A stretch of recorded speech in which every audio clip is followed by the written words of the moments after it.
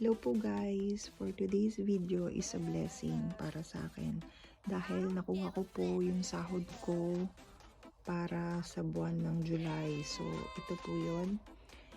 And kasama na rin po dito yung bonus namin kasi naka-anim na buwan na po ako sa company. So meron po akong 2,000 zloty, 2001 zloty na bonus. Nakukuha po yun kada 3 months na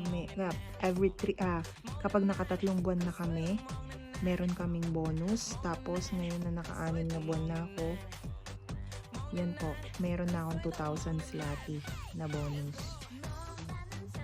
So, ang sahod ko po talaga dyan is nasa 4,000 zloty po. Yun. 4,1. Yan, malinis na po yun.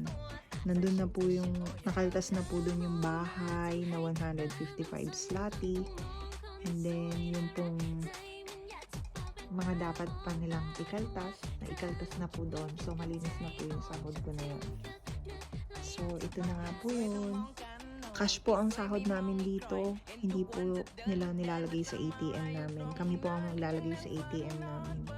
So, naka-sobre lang po. Yan. Yan na po. Thank you Lord sa blessing. Bye-bye.